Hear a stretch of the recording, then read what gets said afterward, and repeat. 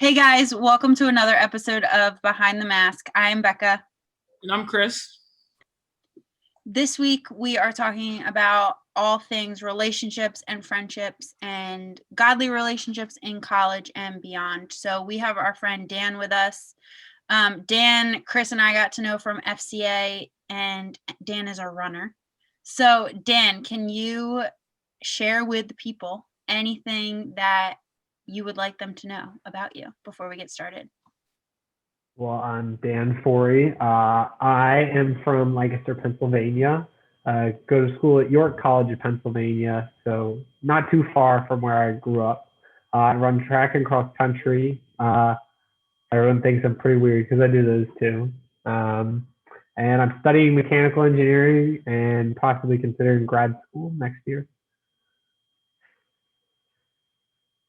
Awesome. Yeah, we are so excited to have Dan because Dan is like the epitome. Like when you're around Dan, you just feel loved. And Dan he just is so compassionate, and he so just exemplifies the love of Christ. And we just are so excited to have him with us today. So we'll jump right into our questions.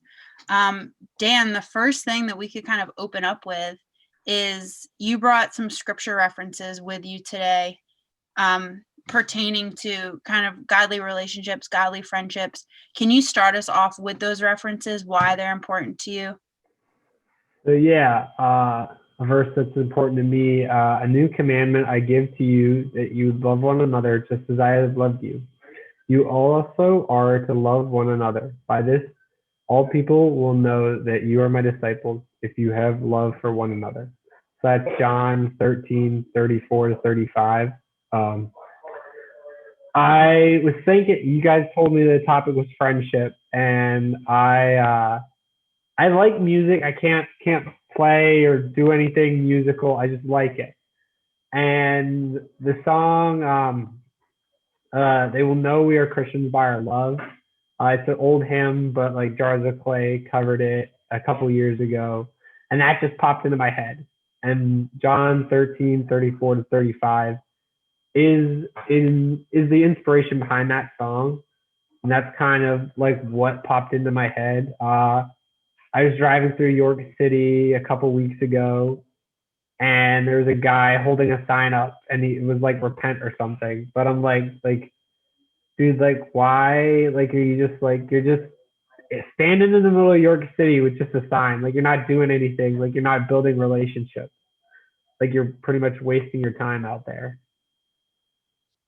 Yeah, so something, Dan, that you touched on that I want to come back to is just this emphasis on relationships and on community.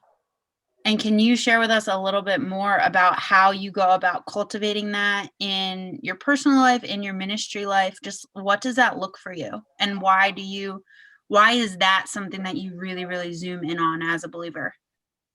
So a big thing for me, I think, is like not going and like finding people that like you're gonna be friends with just to like convert them. Just being friends with people and just growing in a relationship with them. Like I have a relationship with all of my teammates, regardless of whether or not they're Christians. And a lot of them like know that I'm involved in FCA, but I'm not shoving stuff like down their throat per se. But like they know like that I'm a part of FCA. They know that's a part of me. But like it's not like, oh, like, hey, come to FCA. Like I'm not like making them come to FCA or something, or like you don't come to FCA, I'm not gonna be your friend. Like they all know that I care about them, but and they know that I'm a Christian, but I'm not shoving it down their throats. Like I'm caring about them as a person, and building like that relationship is the most important part of a friendship.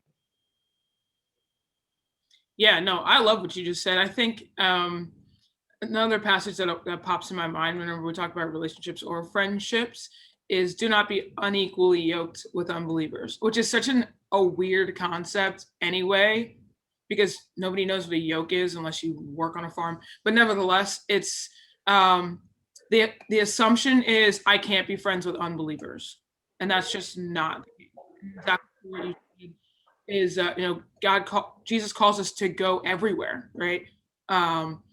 And something I was thinking about in terms of how can we make sure that, we want to go to everywhere to impact everybody, but we also have to make sure that we're cognizant of who's influencing us. And I just heard this recently on a podcast. I thought it was awesome. And it was like differentiating between who's your core, your community, and your crowd. So we all know your core, like your inner circle, your squad, pick whatever hype sports metaphor you want, like your core group. And then you've got your community, which is like people kind of on your outer circle, but you very much are still in like a pretty continuous relationship with them. And then your crowd, which is people that probably you've crossed paths with at any point in your life, but you're not actively in relationship day to day with those people. But where that sticks out to me is the crowd still matters. So sometimes we'll have people that we're just cool with putting them in the crowd, on the bench, whatever, and acting like they don't influence us, but they do. So what I'm thinking about to your point, Dan, is that we can be friends with anybody realistically. But the purpose is that we're creating a relationship so we can love on them and represent Christ in that way, and then hope that they see Christ through us. It's not just like, okay, I have this friendship and I'm not doing anything toward furthering the kingdom through that friendship. So yeah, I loved what you said.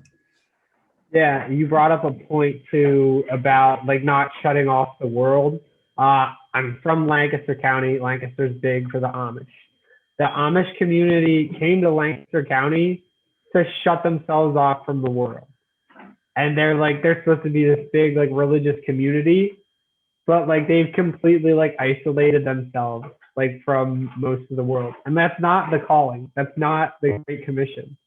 Like we're not supposed to just form our own like town or communities like they have throughout the entire like US. Like they're in Wisconsin, Ohio. We're supposed to be in the community helping and serving. Yeah, Dan, you bring up the point of I think sometimes there's a fear in, I'll say, Christian circles, for lack of a better term, of I'm intimidated to go be friends with somebody who doesn't believe the same things that I do. Whether that's because you'll think the influence they'll have on you, or for a whole slew of different reasons. But again, as you said, the Great Commission, like, go out and build relationships and look at Jesus' ministry. Like, what is he doing?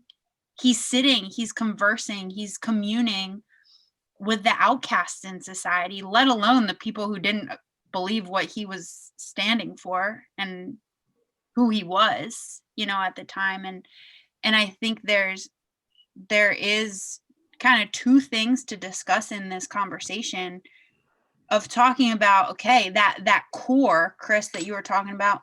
What do those godly relationships of people, are people holding us accountable to the word and challenging us in the word to level up? But then also there's the idea of, hey, what does it look like to be in community and have a godly friendship and relationship with somebody who is on the opposite end of the spectrum, or who is questioning, or whatever it may be? What do both of those things look like? Because I think both of them kind of have challenges in and of themselves. Would you guys agree, disagree? Thoughts on that? Dan, you want to go first? Yeah, it's definitely important having your own foundation. Hanging around other people will cause you to be like them too, though. But so like I have guys on my team. I have a guy on my team, Timmy Bazinski. He's a great Christian brother involved in FCA with me. And then our assistant AD is also part of FCA, Matt Day, and those two, and former teammate McNeil. I've had like the chance to like, we don't have many people at FCA often, so we've had a chance to grow together and just look through the word. And Timmy is always like willing to talk with me, and he's just been an amazing friend. Then I do have like friends that are on the team that I don't always know what their religious affiliation is, but like just being relational with them, like I'm not going to like bring up the same stuff that I would with Timmy as I will with the rest of them.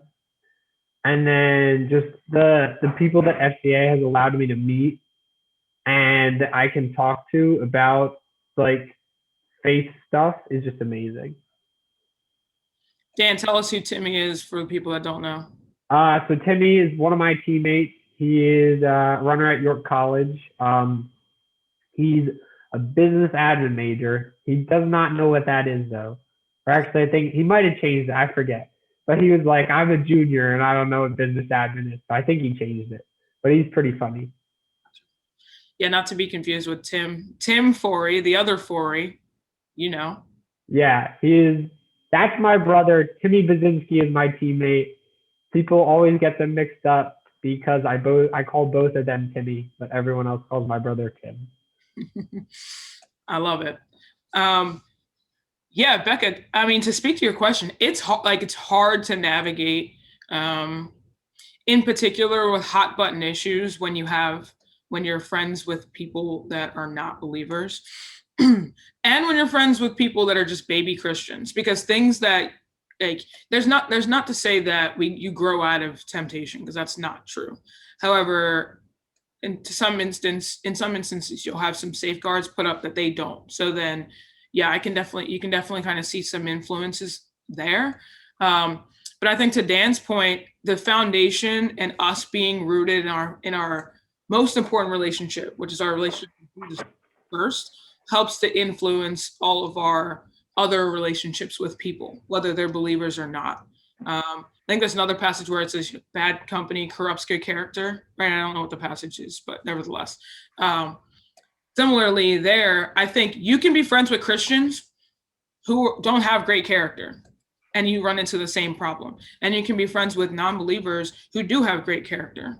So I think, yeah, making sure that we're rooted in our relationship with Jesus first, and then letting that inform our relationships with people is the best way to go around, rather than letting our relationships with people inform our relationship with Jesus.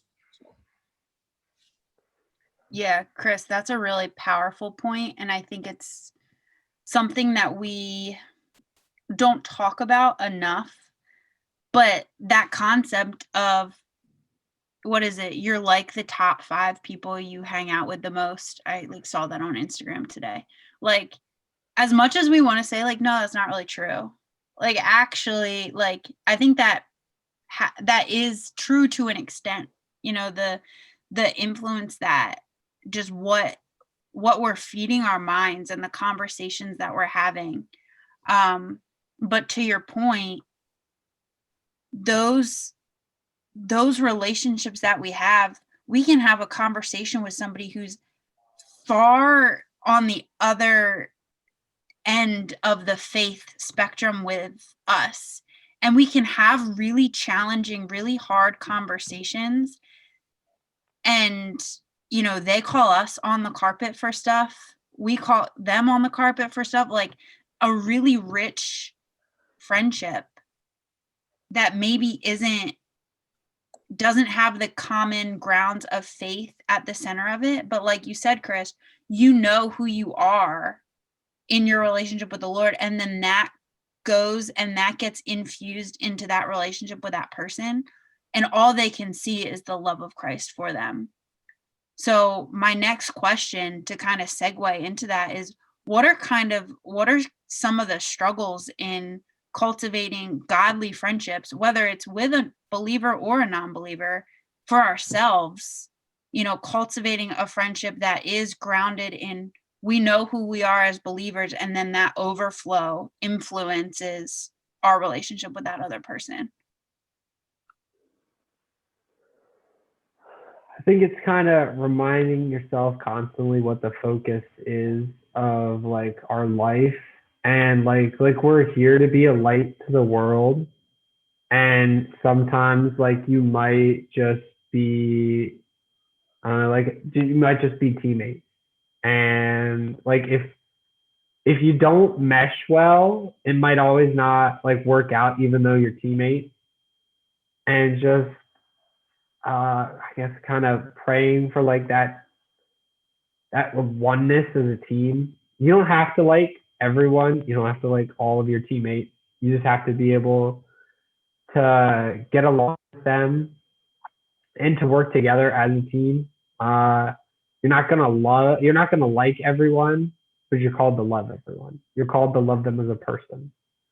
It doesn't matter if like, oh, like this person doesn't like something, so, or they do something, and like, so I'm just gonna ignore them and not like them at all, or I'm not gonna like them, but like I still have to love them if they're a teammate. I've had teammates that I didn't get along with well, but I still needed to love them. So sometimes their actions can be a little difficult, but realizing like we're called to love people. Yeah, no, that's so good. And geez, this question, there's a laundry list, to be honest, and obstacles of cultivating, because there's so many things that get in the way of community in our culture in general, right? Since we're so individualistic. But I think in terms of godly friendships, one of my pastor, my home church pastor, Pastor Gabe, one of the things he always says is, Christians, don't be weird. Like, don't be weird. I think we'll take ourselves so seriously in situations and like just be weird. We don't need to be. So I think there's a fine line between like, we don't want to conform to the world, right? Like we don't want to just look like the world, but we also don't need to be weird. I'm just going to continue saying it. So I think that's definitely an obstacle, in that we'll almost unintentionally be the reason why we get ostracized because of whatever. It's the way we like portray ourselves to other people. We take things entirely too seriously and come off as judgmental. We treat people like projects, and nobody wants to feel like they're a project, all those things. So I think that's the first thing, don't be weird. And then the second thing I think that's an obstacle to this is that point of not treating people like they're objects, not objects, projects. Because we do have the Great Commission and we want to create disciples and do that. But like we said in our discipleship episode with Heidi, it's just living life with people, like using your analogy, getting in the mud, getting dirty, and just literally walking in step with that person, rather than treating them as if they're a number to tally and say, oh yeah, this is another person I converted today. So yeah, so those 2 points, like we just come in with our own unique flair and be authentic, because that's honestly that glorifies God more than when we try and fit into some Christian mold and bring people in that way. Yeah, and one thing that I usually say, like I said, York has a smaller FCA, and I always say to Timmy and Matt, like, I don't care if we have like 20 people coming. Like, what I care is that like we're growing and impacting each other. And I mentioned Nick Nicolino earlier, but anyone that doesn't know me, I lost one of my teammates March 27th, 2019, Ethan Williamson. He passed away. And out of Ethan's death has come Nick's rebirth. When Ethan passed away, we had kind of a memorial event at York. One of our teammates, her dad was pastor, and he came in to speak. And it got something going in Nick's life. And through the year and a half about it's been, I've been able to see like Nick grow through cultivating a relationship with him. Last week, I actually went to see him get baptized, and I cried. It was amazing. It's just crazy to see the growth that like he's come through. And that's one of the things that like I love about like FCA. And like I haven't had like 20 people come to FCA, but I've had someone come to faith and grow in their faith to the point where they're a strong brother in Christ. Yeah, that that idea of just doing life together, Dan. And that's what I think of when you tell that story. And I remember the first time hearing that story, I think was last year at leadership camp. And even that, like, we weren't even friends then. We had just met that weekend. But I remember thinking, as you described your relationships with people in your FCA community at York, as small as it may be, there's so much power in just doing life together. And it's not like, oh, let me be friendly with you and then with you. And then, there's a time and a place for that. But there's so much depth and richness. Is that a word? Richness? That happens when, people just link arms and do life together through the mess, through the hard, through the pain, whatever it may be. Like, that is just I think that's so powerful, and is really, can be uncomfortable at times, but just being willing to go deep with people and sit in the muck, sit in the darkness, sit in the victories and the pain, like whatever it may be. There's something really, really powerful about those relationships. And I remember that vividly, of thinking that about your story and about your leadership at York. And another point that I want to add to our conversation, with kind of the things that I'm going off on a Dan Forey tangent, but going back to our point of kind of what hinders us in cultivating these relationships too. I think the discomfort can be a hindrance, and it's a hindrance to going deep of what we just talked about. And I think it can be hindering too, because we just, as humans, we don't like being uncomfortable. And I'm going to say it because I'm part of this generation. Like, our generation's soft. And sorry, I'm just going to say it. Our generation can be soft, and we don't like, as humans, we don't like discomfort, and we don't like to go there. And I think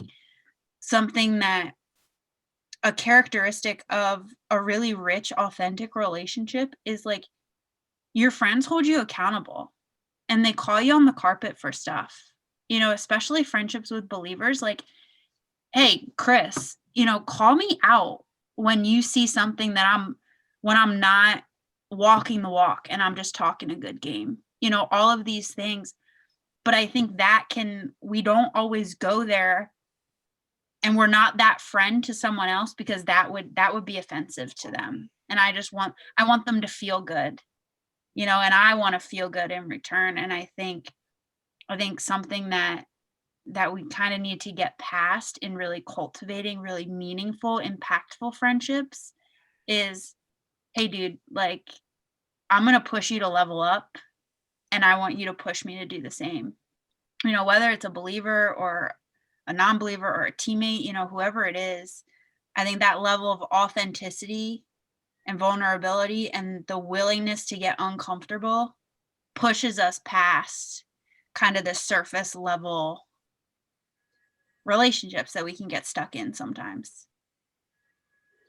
Yeah, for sure. I mean, I definitely agree that accountability is one of those things where everybody wants to throw it on a shirt, put it on Twitter, post on their Instagram. But when it comes down to either being held accountable or having to hold somebody accountable, we don't want to do it.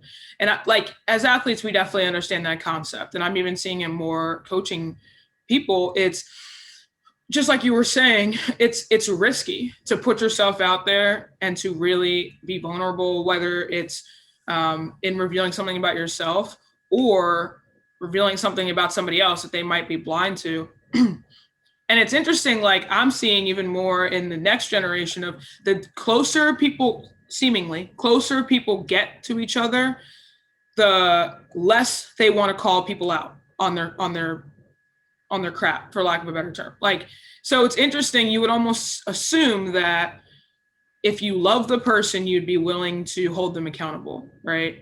We associate love with all these kind of fruitful things. Love is an action word, and love is also very direct. Like, I'm going to tell you that I love you, but this is not okay. You need to, like, this is where you fall short. This is where I fall short, etc.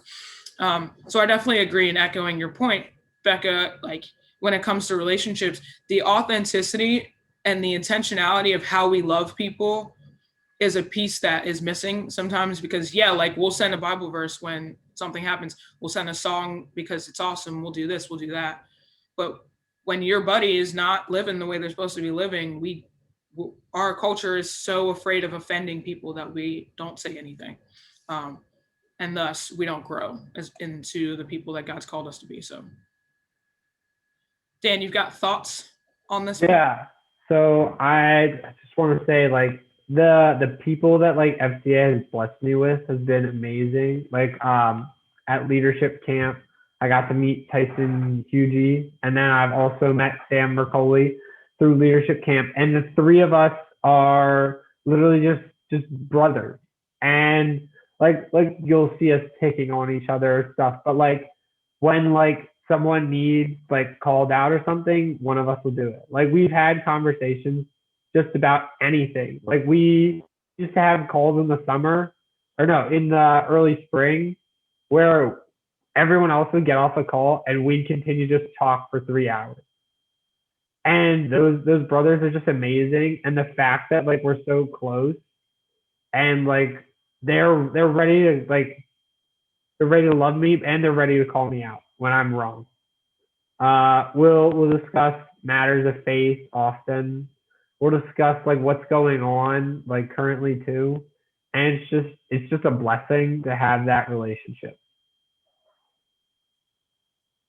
Shout out to Tyson and Sam. Love you guys. Yeah, true. I think a reoccurring theme that I keep hearing as we talk about this is just this idea of what is love, and what is love in action. And like, it's an action, and it's not a feeling, and it's not, we tie it, Chris, like you said, to all these like sunshine and rainbows, when like love is challenging.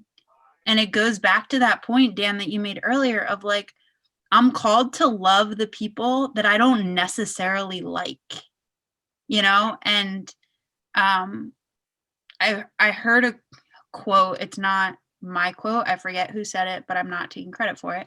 And it talked about calling each other out. And it was like, love calls you out on your blank, not because it's wrong, but because it's killing you. And love wants you to live and live more abundantly. And that was such just a reframe of how this concept of love.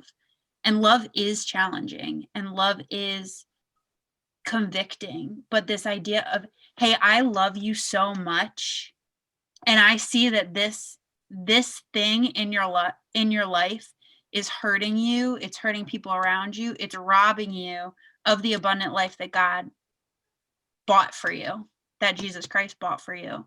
So I'm gonna bring it into the light. And that idea was really changed my whole mindset in regards to really what love is, with this idea of the challenging part of it. Yeah, Becca, this is the last thing I'll say, and then you can move on to your next point, because I will go on a tangent. But I also heard this said that liking somebody is a feeling, it's an emotion, right? But loving somebody is a command. Like, if we choose to follow Jesus, we must love people. This is not just a choice. I woke up, it's Monday, I'm not loving anybody. That's not how it works. But what comes to mind when you even talk about what you just said is God loves us so, like, sometimes we almost think of God as not loving because of the parameters that he sets for us. But it's like, no, God loves us so much that he sets parameters so that we don't do things that will harm us, just like you were just saying, Becca.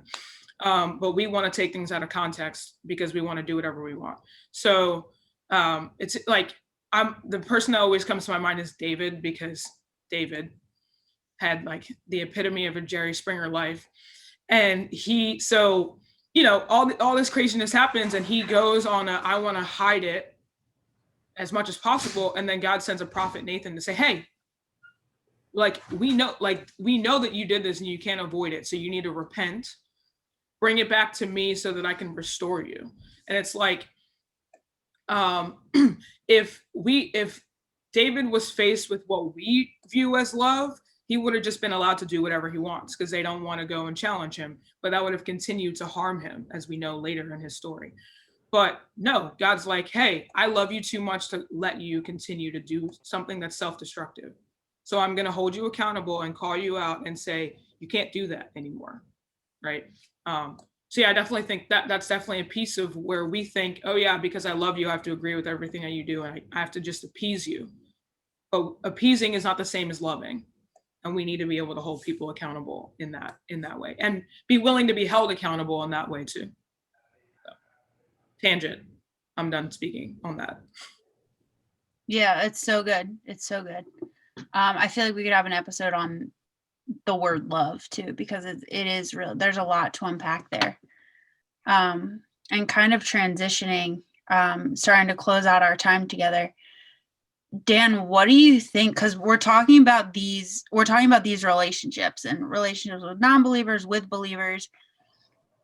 How do you go about cultivating these relationships? Like when you walk into practice, when you walk into a new season, you know, and you have freshmen, or you walk into FCA, like what's your mindset of like, okay, because you're so intentional in building these relationships, where does that intentionality come from? And practically, what does it look like when you walk up to somebody? The running joke kind of around the Mid-Atlantic for FCA is that I have no fear at like an FCA event. And it also, the same thing is pretty much true for like cross country track. Like I like meeting new people at FCA. Rachel and Noel from George Mason, they were talking about this. But like Rachel like asked me about like FCA in Massachusetts. And like I've gotten to know so many people just being bold and like wanting to learn about people and know them, that like I can say like, oh, like Harry Flaherty, the director of New Jersey, he went to Holy Cross, but like FCA is banned at Holy Cross for being a little too evangelical, but that's a whole different thing. But like I'm just intentional with getting to know people and like wanting to know like their stories. Like at a cross country or track meet, I will literally go up to anyone. I went up to Patrick Watson from Stevenson. He won the NCAA Division III cross country championship in 2020 now. So in 2019, he won the NCAA championship. And me and a friend went up and interviewed him for like an Instagram page that we were doing. And just, I feel that God's kind of given me like a spirit of like bravery, I guess. I don't know. I don't always think that like I'm that brave. Like when I'm in class, it's like different. Or when like I'm around like situations that aren't like FCA or track, it's a little different. But like when I'm put in those situations, like I just like to know people and know like their story and become like just sharing experiences with them.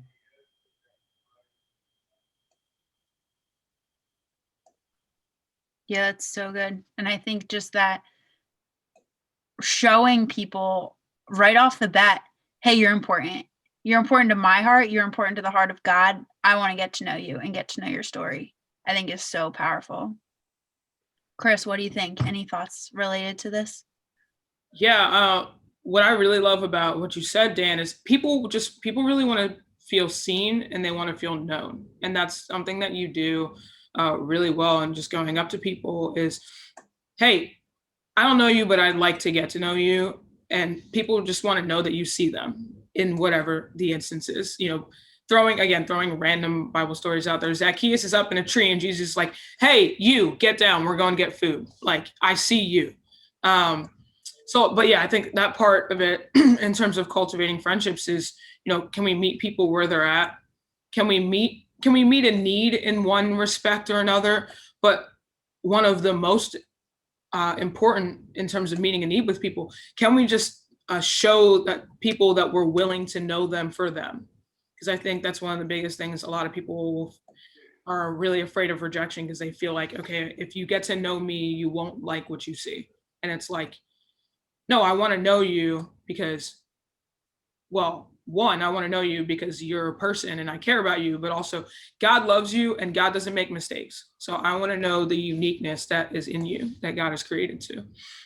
So yeah, I love that part of what you said as well. And My coach always says that a big thing about getting to like know his athletes and connect with them is finding like a shared interest. So like I like running shoes and like running technology, and my coach will connect with me about that. My best friend Jake O'Neill, he likes cars, and my coach likes cars. So like they connect over that. Like I've shared experiences with Jake of being an engineer and being on the track team. So we connect over like the suffering of school and running, and just finding sometimes something to connect with about someone. Like Tyson at SCA camp was playing football across at the time. And the first thing that we talked about is how they got absolutely destroyed by the Naval Academy. And because, well, my dad went to the Naval Academy, so I love the Naval Academy. He was born in Annapolis. But like just connecting about that. And I have a friend named Paul Crothers. He's part of Navy FCA. But like we were literally just like Tyson, like he like smoked you guys. And Tyson's like, yeah. And just like finding that connection, like even something as simple as like you guys played a game against my dad's alma mater. And that was the beginning of like a friendship. Just like finding something little to relate to and then being able to build a relationship off of that. yeah, no, that's so good. My friend Brie and I, literally, the only reason why we have a friendship is because um, we both love ice cream. This random conversation happened at Huddle because we were talking about Chick-fil-A and ice cream, and I did not know this girl. And then somebody said something about ice cream, and I was like, I love that. And then she said something too, and I was like, yeah, we're gonna get along, you and I. And like we've been friends for years now. So yeah, I mean, those things people I would say tend to overlook and think it needs to be this big thing, but those are so valuable. Where do we relate and then build a friendship from there? Yeah, I love that. And we're so built for community.